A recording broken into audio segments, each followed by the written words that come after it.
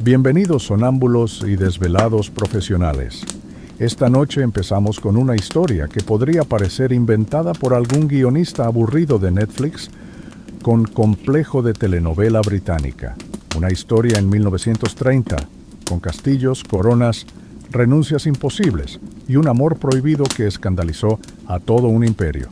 Pero no es ficción, es historia real, historia documentada y, como siempre en este canal, historia contada en voz baja, con una ceja levantada y sin prisa. Si quieren seguir escuchando historias innecesariamente detalladas a medianoche, pueden dejar un like y suscribirse. Así este canal no se queda solo en la noche y ustedes no se quedan sin historias. En los comentarios, cuéntenme qué otra época o personaje quieren visitar en nuestras próximas madrugadas.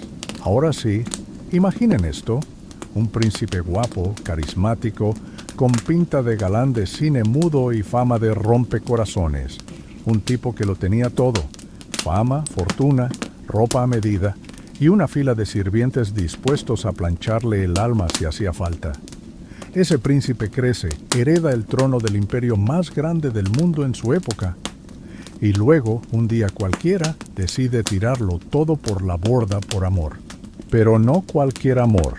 Una mujer estadounidense, divorciada 2 veces, mayor que él, con estilo de socialité y alma de femme fatale.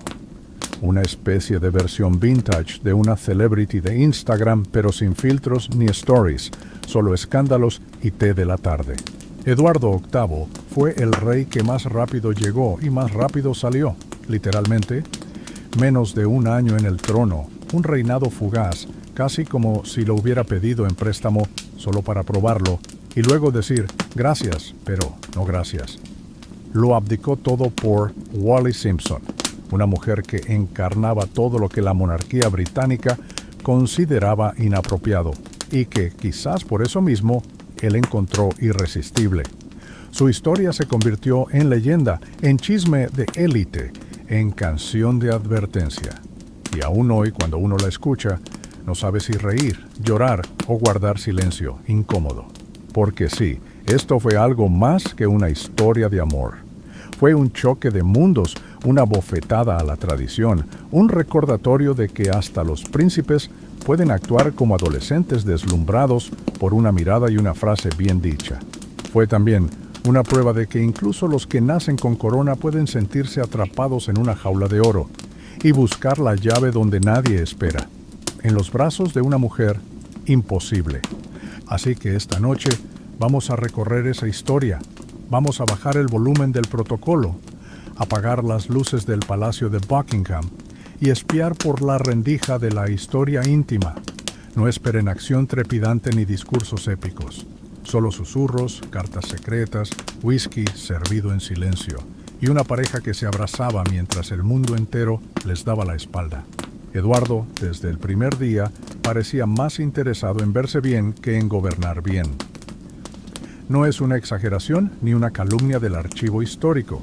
Sus cartas juveniles, sus diarios y hasta sus retratos oficiales nos muestran a un joven obsesionado con la imagen, fotogénico, atlético, encantador, con una sonrisa ensayada y una agenda social más ocupada que su calendario de estudios.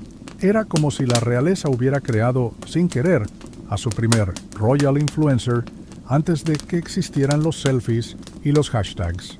Cuando aún era príncipe de Gales, Eduardo era recibido como estrella de cine en cada lugar que visitaba. Se le organizaban recepciones, banquetes, desfiles y sesiones fotográficas. Las multitudes gritaban su nombre, la prensa lo adoraba. Y sus romances discretamente públicos alimentaban las columnas de Sociedad. Era el tipo de figura que hoy tendría millones de seguidores, una colaboración fija con marcas de trajes de diseñador y una playlist melancólica en Spotify con su foto en blanco y negro. Pero debajo de ese barniz encantador había un hombre que detestaba el protocolo. Eduardo no soportaba las ceremonias. Le aburrían los actos oficiales, las conversaciones diplomáticas, los discursos previsibles. Todo le parecía rígido, falso, anticuado. Su estilo era más de cenas con pocos amigos, copas hasta tarde y silencios incómodos con cigarro en mano. Quería ser libre, no una estatua viviente con corona. Esa distancia entre lo que era y lo que se esperaba de él fue creciendo con los años. Aunque formalmente se preparaba para ser rey, en la práctica se convertía en un experto en escapismo elegante.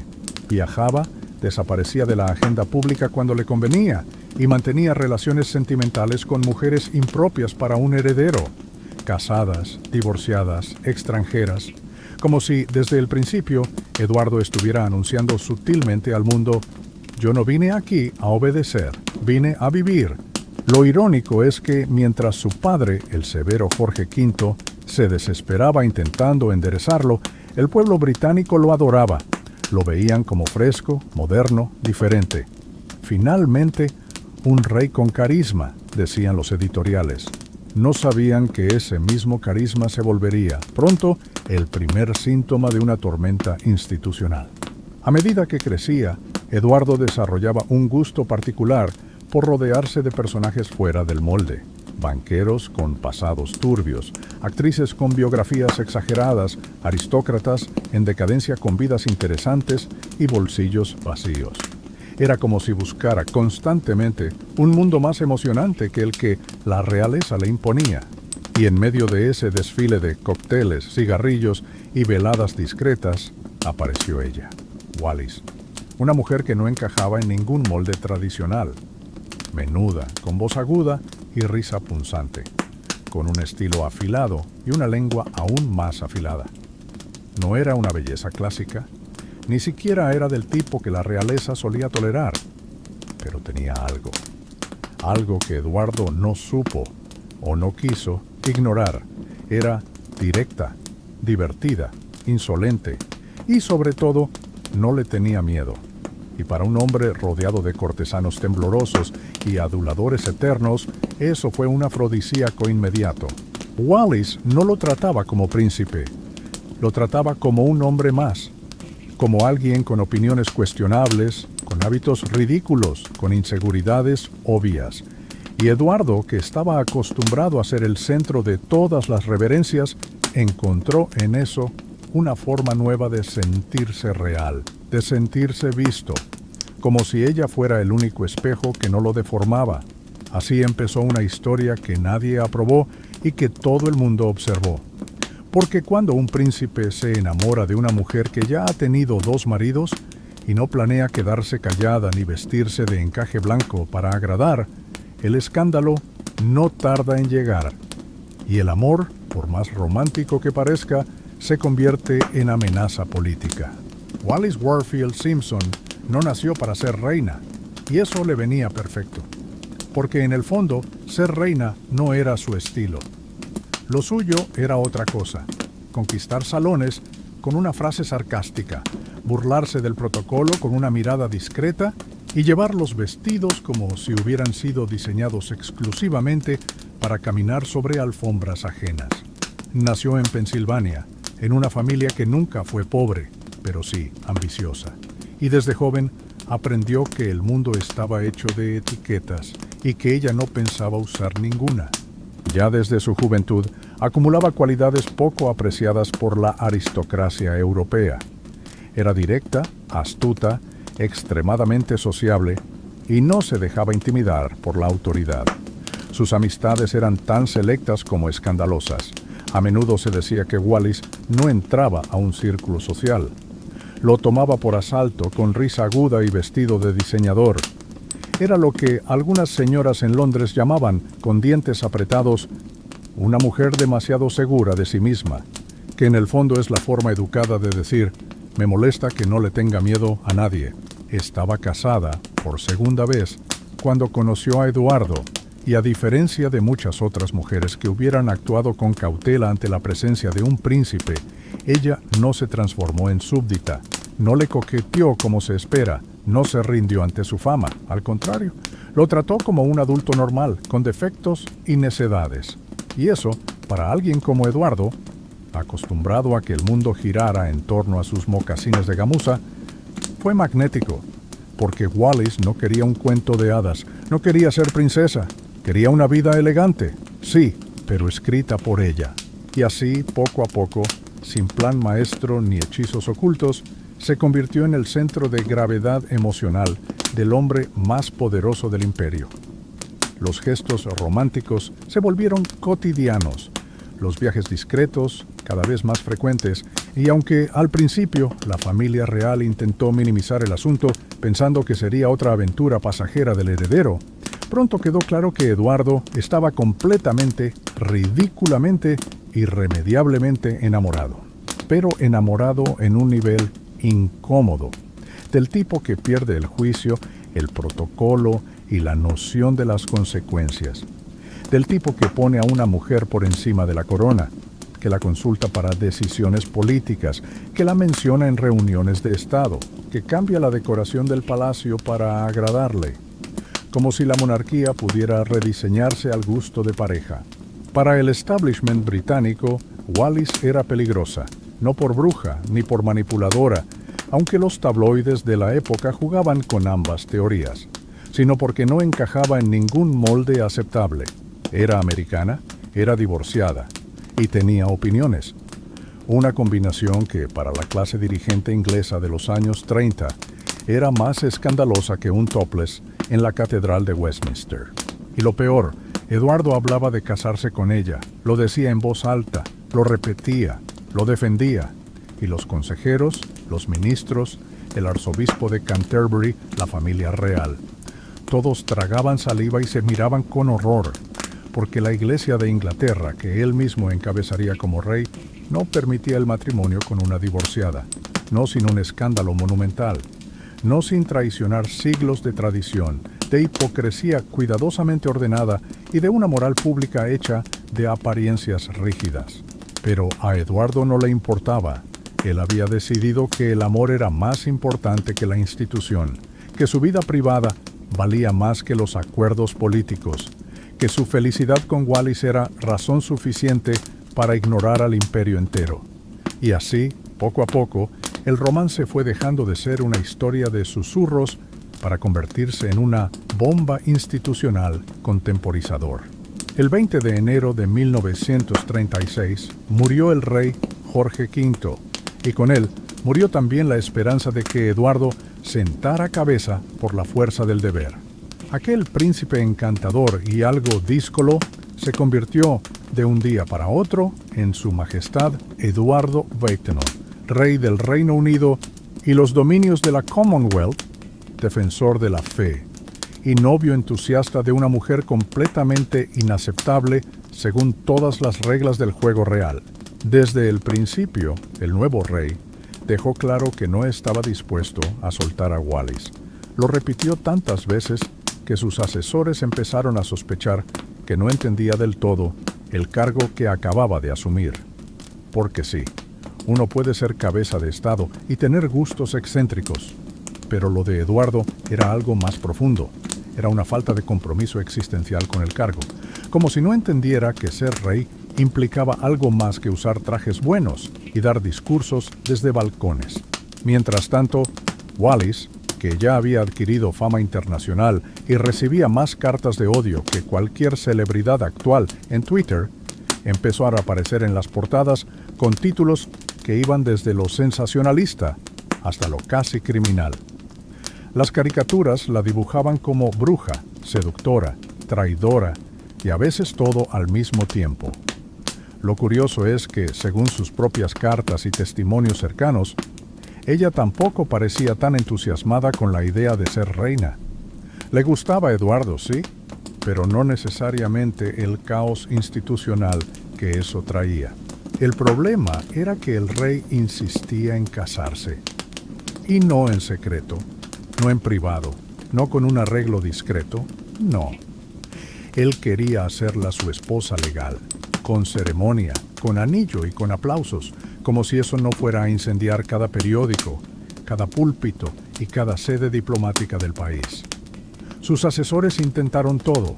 Le propusieron acuerdos, soluciones intermedias, matrimonios morganáticos, incluso la idea de mantener a Wallis como acompañante no oficial. Pero Eduardo no cedía, ni un milímetro. Y entonces la monarquía empezó a entrar en pánico. El gobierno de entonces, encabezado por el primer ministro Stanley Baldwin, fue claro: no habría matrimonio con Wallis mientras él fuera rey. Punto. Porque eso implicaría legitimar una unión contraria a la doctrina de la Iglesia, a la moral pública y a la dignidad de la institución. En otras palabras, si insistía en casarse, tendría que dejar el trono. Y Eduardo lo pensó durante 5 minutos y luego dijo que sí, así como quien renuncia a una membresía premium para quedarse con su cuenta básica, pero feliz. Eligió a Wallis, eligió el amor, el escándalo, el exilio dorado, eligió salirse del guión, abdicaría, dejaría todo, le daría el trono a su hermano menor, el tímido y tartamudo Alberto, sí, el mismo de El discurso del rey, y se iría a vivir su historia con ella, sin corona, sin poder, sin aplausos, pero con ella. El 11 de diciembre de 1936, en un discurso radial que aún estremece por su sencillez y su contundencia emocional, Eduardo Paiva le habló al mundo con voz temblorosa. Dijo célebremente que no podía cumplir con sus deberes como rey sin el apoyo de la mujer que amo. Y con eso puso punto final a uno de los reinados más cortos y más impactantes de la historia moderna. Se fue, literalmente. Hizo las maletas, se despidió del trono que nunca quiso del todo, y empezó una nueva vida con Wallis. Como duque de Windsor, como ciudadano del mundo, como hombre enamorado que lo había dejado todo por una relación que, hasta el último día, siguió dividiendo opiniones. La renuncia de Eduardo VIII no fue solo un hecho inédito, fue un terremoto con réplicas emocionales, políticas y sociales que sacudieron los cimientos de la monarquía británica. Nadie, ni la prensa, ni la aristocracia, ni el pueblo, estaba realmente preparado para lo que significaba que un rey soltara la corona por amor, porque eso no se hacía. Punto. Lo normal era aguantarse, tragar saliva, sufrir en silencio, casarse con alguien aprobado por la Oficina de Relaciones Públicas del Palacio, pero Eduardo no era de esos. La ceremonia de abdicación no fue glamorosa, no hubo orquesta ni aplausos, ni confeti, solo un despacho serio, unas firmas secas y unas caras largas. De pronto, el hombre que había nacido para ser el centro de todos los retratos oficiales quedaba fuera del marco. Era como si la historia lo hubiera encuadrado mal a propósito. Su hermano Alberto, nervioso, reservado y con serios problemas para hablar en público, fue coronado como Jorge VI.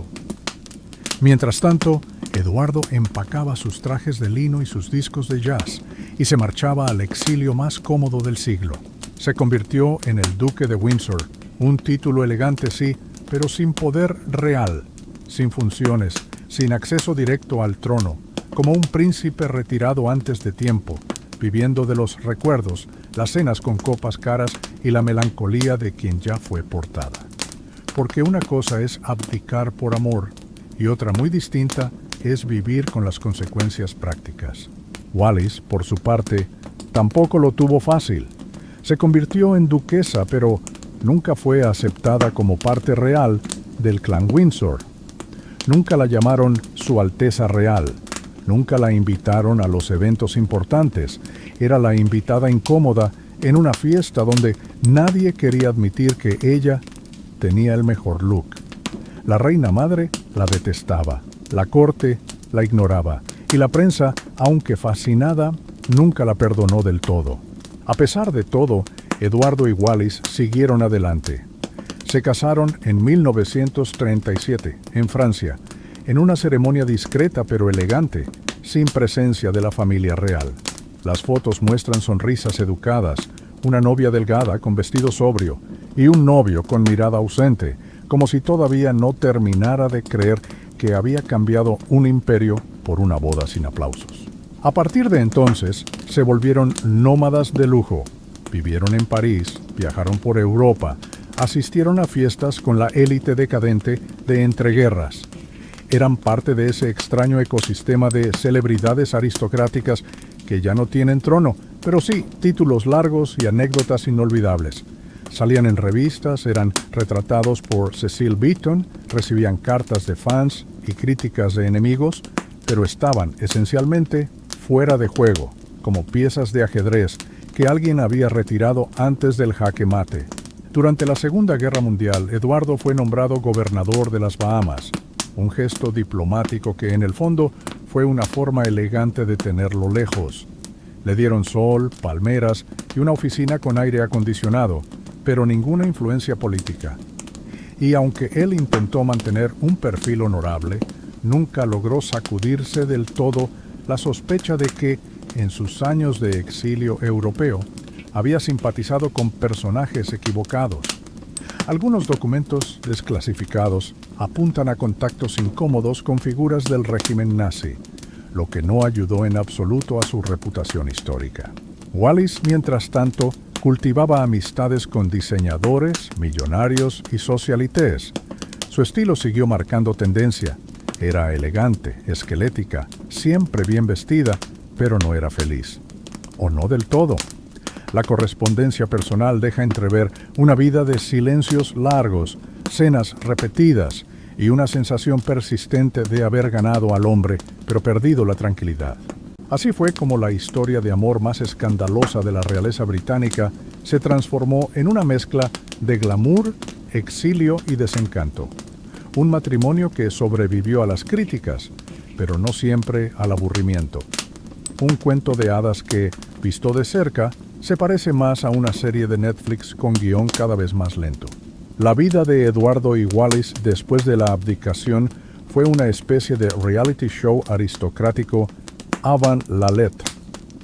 Vivían rodeados de lujos, pero también de una atención constante, a veces incómoda, a veces buscada, que convertía cada gesto, cada viaje y cada foto en un titular inevitable. Eran como celebridades de la realeza que habían sido canceladas antes de que existiera ese verbo. Y aunque el público los observaba con una mezcla de fascinación y desprecio, ellos se acomodaron bastante bien al papel de exiliados dorados. Instalados en París, vivieron en una mansión decorada con exceso y esmero, como si quisieran demostrar que no necesitaban un trono para seguir siendo elegantes. Sus cenas eran famosas. Asistían artistas, diplomáticos, diseñadores y gente importante que disfrutaba estar cerca del escándalo sin involucrarse demasiado. Wallis brillaba con ese aire de sarcasmo sofisticado, mientras Eduardo parecía flotar en un limbo de satisfacción forzada, como un hombre que ya no sabía exactamente para qué servía, pero se había resignado a vivir como adorno histórico. Los años pasaban y aunque seguían asistiendo a eventos, ya no eran protagonistas, eran figuras laterales en una historia que ellos mismos habían dejado a medias. La reina Isabel II, hija del hermano de Eduardo, creció bajo el ejemplo de lo que no debía hacerse. Y la familia real, que nunca los perdonó del todo, los mantuvo a raya con una cortesía helada. Las invitaciones a eventos reales eran escasas o inexistentes, y cuando Eduardo volvía a Inglaterra, lo cual ocurrió muy pocas veces, lo hacía como visitante incómodo, como aquel primo que arruinó la boda familiar y aún se atreve a sonreír en las fotos. Wallis, por su parte, se volvió una figura de culto, amada por algunos, odiada por muchos, siempre observada. Su estilo marcaba tendencia y sus frases sarcásticas eran citadas en las columnas de Sociedad como si fueran sabiduría pura, pero detrás de esa fachada de acero había grietas. La relación con Eduardo, aunque estable, no siempre fue feliz. Él estaba frustrado, encerrado en una rutina de cenas, recepciones y memorias, y ella, aunque nunca lo dijo abiertamente, parecía llevar el peso de haber sido la culpable de todo. Con los años, ambos envejecieron rodeados de espejos caros y silencios incómodos. Eduardo murió en 1972, en París, y su funeral, irónicamente, fue en Inglaterra, en Windsor. Fue enterrado con los honores de un miembro de la realeza, pero sin el calor del afecto familiar. Wallis asistió, delgada, elegante, frágil. La mujer por la que un rey había renunciado al trono ahora estaba sola entre coronas que nunca serían suyas. Después de su muerte en 1986, fue enterrada junto a él, y así la pareja que desafió a todo un imperio terminó unida para siempre en un rincón de la historia. Su tumba es sencilla, pero su legado sigue provocando debates. ¿Fue un acto romántico? ¿Una locura irresponsable? ¿Una liberación? ¿O simplemente una historia de dos personas que se enamoraron en el momento menos conveniente posible? Lo cierto es que Eduardo VIII, el rey que lo dejó todo por una mujer, dejó también una lección extraña y poderosa, que a veces el amor choca de frente con la historia, y la historia no siempre gana. Ahora que todo ha quedado dicho, imagina por un momento la escena final. Un salón parisino bañado por la luz tenue de lámparas antiguas. Eduardo, ya sin uniforme, sin trono, sentado en una butaca demasiado elegante para su tristeza. Wallis, en el otro extremo del salón, hojeando una revista de moda, con un cóctel olvidado en la mano. La radio suena bajo, algún jazz suave de la época, y el silencio entre ellos no es incómodo, pero tampoco cálido. Es un silencio lleno de historia, de decisiones imposibles, de cosas que se dejaron atrás. Así terminó la vida del único rey británico que decidió renunciar por amor. Aunque decirlo así es simplificarlo demasiado, porque no fue solo amor, fue también orgullo, terquedad, deseo de libertad, rechazo a las reglas y una profunda alergia a todo lo que implicara deber. Eduardo Weiss no estaba hecho para ser rey, aunque el mundo entero lo creyera. Tenía la imagen, sí, la sonrisa de cine mudo, el encanto superficial, el porte fotogénico, pero carecía de esa oscurísima cualidad que hace a un buen monarca: saber negarse a sí mismo por el bien del cargo. Y Wallis fue muchas cosas: odiada por una nación, símbolo de escándalo, ícono de estilo, objeto de especulación interminable. Pero nunca pidió ser reina, ni pidió convertirse en símbolo de una ruptura institucional. A lo mejor solo quería una vida interesante, un hombre que la viera sin filtros, un lugar donde no tuviera que fingir nada. Y vaya si lo tuvo. Ambos vivieron el resto de sus días rodeados de lujo, pero a la vez marcados por esa especie de marginación elegante que la realeza impone a los que rompen sus reglas. Siempre fueron recordados, pero rara vez mencionados con cariño, como esos personajes secundarios que se roban una escena y luego pagan el precio. Quizás por eso esta historia fascina tanto, porque no es una historia de amor perfecta, es incómoda, es contradictoria, es real. Nos recuerda que incluso dentro de castillos y palacios, la vida no siempre encaja en los moldes esperados. Que incluso quienes lo tienen todo pueden sentirse atrapados, y que incluso los cuentos de hadas modernos pueden terminar en apartamentos caros, con cenas silenciosas y títulos vacíos. Así que si esta noche estás escuchando esto desde tu cama, con la luz apagada y los ojos medio cerrados, tal vez puedas imaginar la escena final como una pintura antigua, un ex-rey y una ex-reina no oficial, dos copas vacías, una historia que aún resuena, y tú, sonámbulo curioso, oyéndola desde el otro lado del tiempo. Gracias por quedarte hasta el final. Si esta historia te acompañó en la penumbra, puedes suscribirte al canal y dejar un like, para que este rincón de historia suave siga creciendo. Y si quieres más historias de coronas incómodas, romances inoportunos y decisiones que cambiaron imperios, ya sabes dónde encontrarnos. Hasta la próxima madrugada. Que duermas bien, o al menos que sueñes con algo interesante.